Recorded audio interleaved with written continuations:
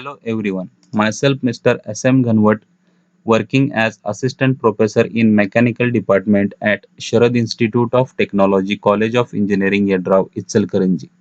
We are discussing unit number 2, mechanical properties and their testing.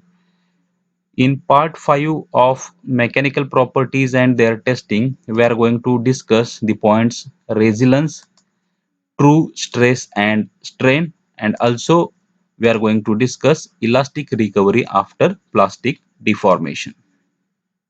We are going to start our discussion with the point resilience.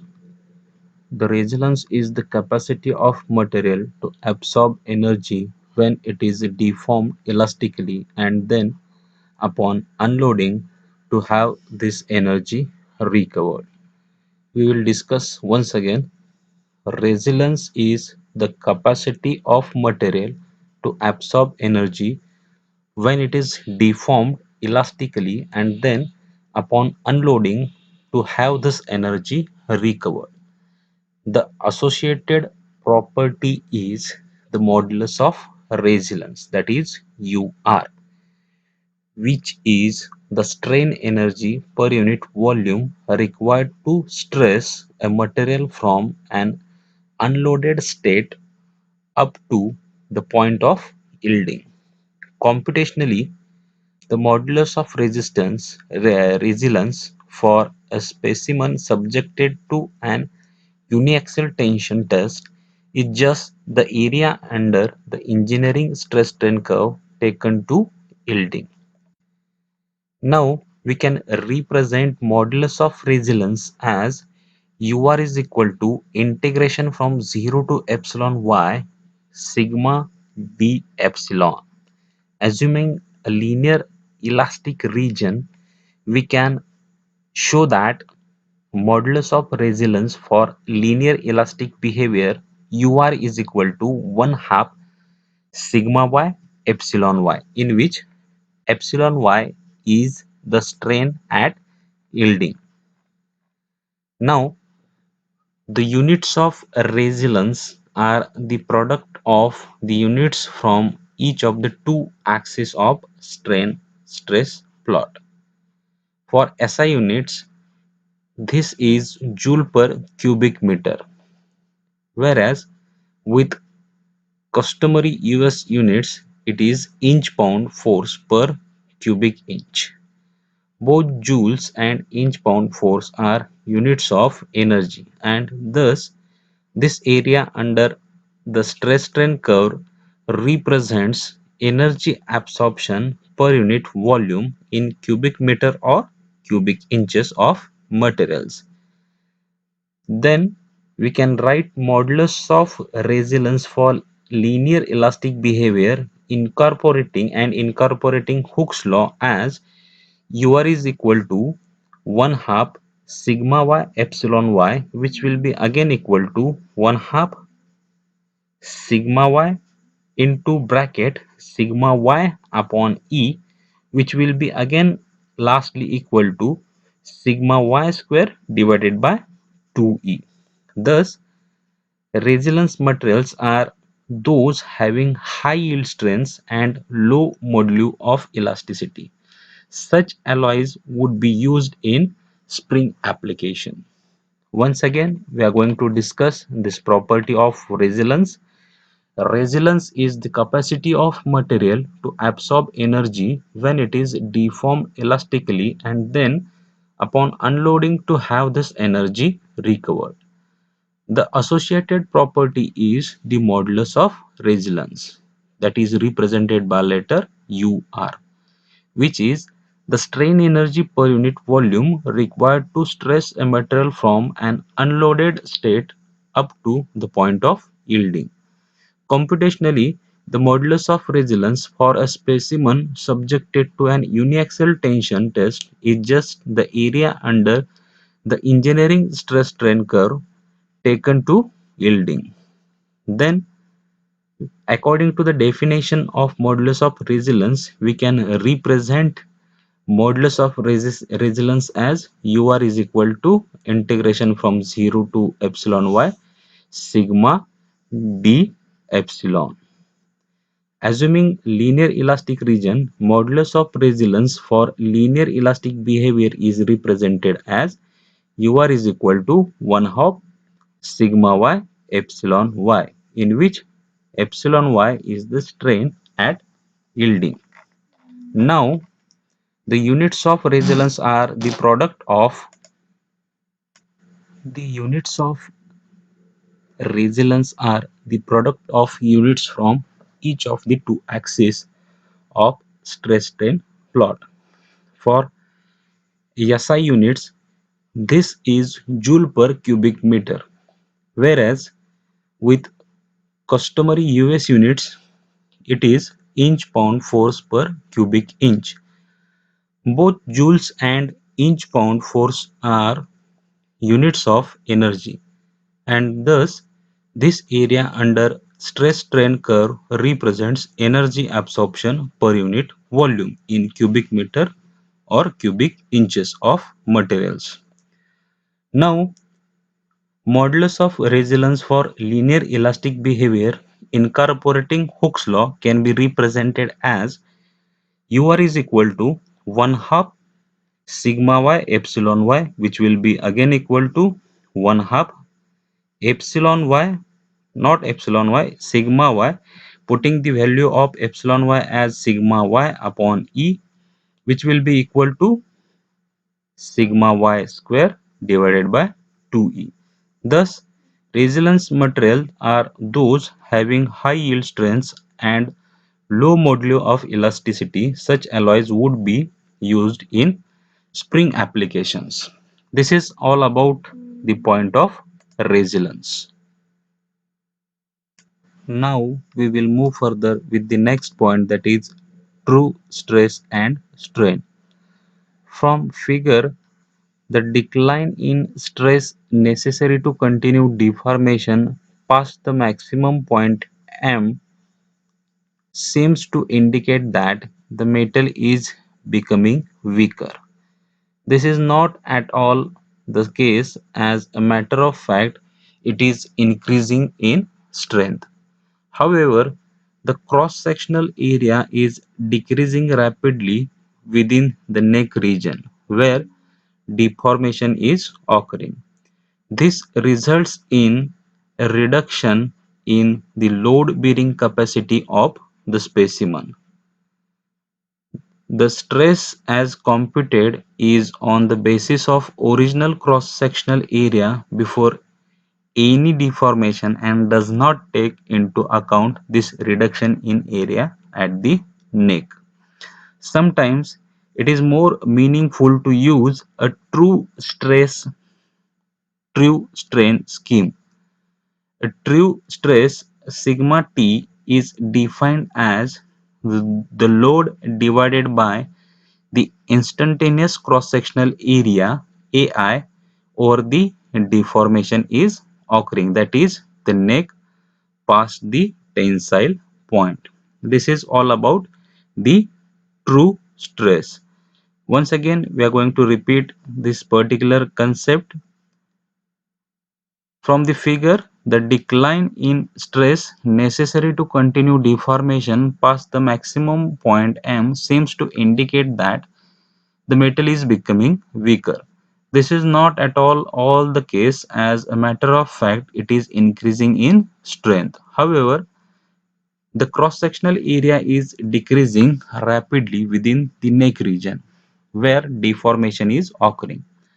This results in a reduction in the load-bearing capacity of the specimen. The stress as computed from equation is on the basis of the original cross-sectional area before any deformation and does not take into account this reduction in area at the neck. Sometimes it is more meaningful to use a true stress and true strain scheme. True stress sigma T is defined as the load F divided by the instantaneous cross-sectional area AI over which deformation is occurring, that is the neck past the tensile point. Or we can write the equation for true stress as sigma T is equal to capital F divided by capital AI. Furthermore, it is occasionally more convenient to represent strain as true strain. Epsilon T is defined as epsilon T will be equal to Li divided by L naught. If no volume changes occurs during deformation, that is AI Li is equal to A naught L naught, the true engineering stress and strain are related according to equation. The conversion of engineering stress to true strain will be equal to sigma T is equal to sigma into bracket 1 plus epsilon, and the conversion of engineering strain to true strain is equal to epsilon T will be equal to In into bracket 1 plus epsilon.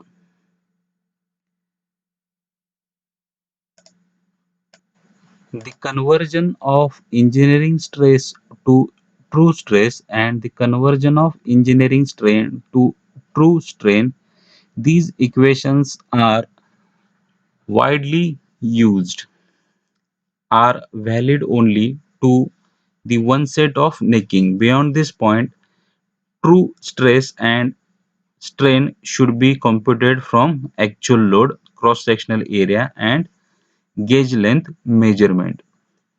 A schematic comparison of engineering and true stress strain behaviors is made in figure. It is worth noting that the true stress necessary to sustain increasing strain continues to rise past the tensile point M dash. Coincident with the formation of a neck is the introduction of a complex stress state within the neck region, that is, the existence of other stress components in addition to the axial stress. As a consequence, the correct stress, that is axial, within the neck is slightly lower than the stress computed from the applied load and neck cross-sectional area. This leads to the correlated curve shown in figure. For some metals and alloys, the region of true stress strain curve from the one set of plastic deformation to a point at which necking begins may be approximately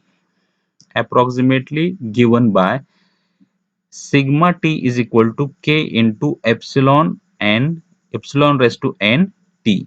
In this expression, k and n are constant. These values will vary from alloy to alloy and will also depend on the condition of material, that is, whether it has been plastically deformed, heat treated, etc. The parameter small n is often termed the strain hardening component and has value less than unity. Now we will just see the major part of this true stress and strain once again.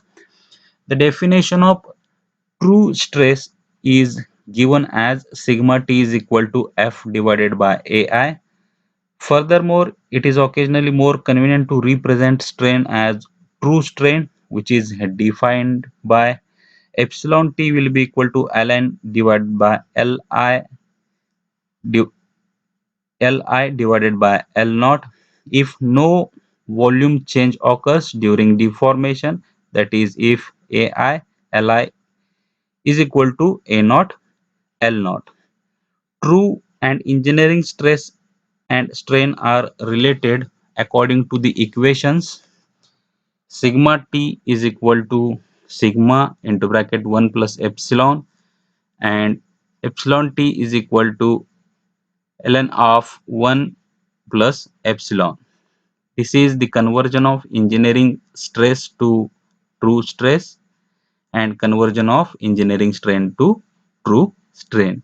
These equations are valid only to the one set of necking. Beyond this point, true stress and strain should be computed from actual load, cross-sectional area and gauge length measurement.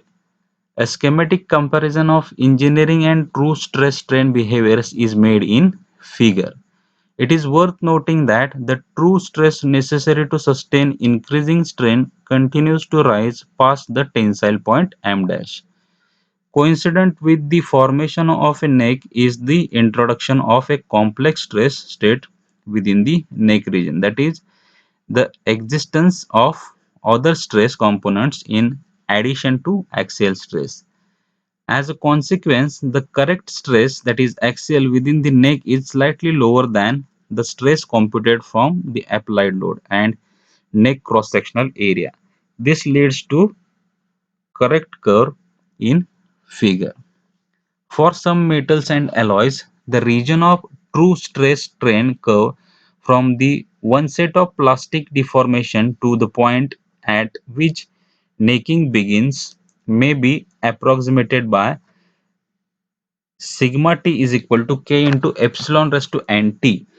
In this expression, k and n are constants. These values will vary from alloy to alloy and will also depend on the condition of material, that is, whether it has been plastically deformed, heat treated, etc. The parameter n is often termed the strain hardening component and has a value less than unity. Values of N and K for several alloys are also less than unity. For example, low carbon steel has got the value of N as 0.21. Also, copper with annealed heat treatment has got the value of N as 0.44, etc. This is all about the true stress and strain. Now we are going to discuss elastic recovery after plastic deformation. Upon release of the load during the course of a stress strain test, some fraction of the total deformation is recovered as elastic strain. This behavior is demonstrated in figure. A schematic engineering stress strain plot. During the unloading cycle, the curve traces a near straight line path from the point of unloading, that is point D, and its slope is virtually identical to the modulus of elasticity or parallel to the initial elastic portion of the curve. The magnitude of this elastic strain, which is regained during unloading, corresponds to the strain recovery as shown in figure. If the load is reapplied, the curve will transverse essentially the same linear portion in the direction opposite to unloading. Yielding will again occur at the unloading stress level where the unloading began. There will also be an elastic strain recovery associated with the fracture. Of course, metals may experience plastic deformation under the influence of applied compressive shear and torsional loads.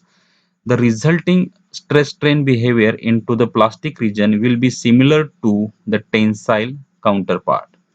However, for compression, there will be no maximum because necking does not occur. Furthermore, the mode of fracture will be different from that of that for tension.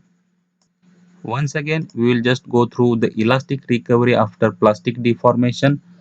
Upon release of the load during the course of a stress strain test, some fraction of the total deformation is recovered as elastic strain.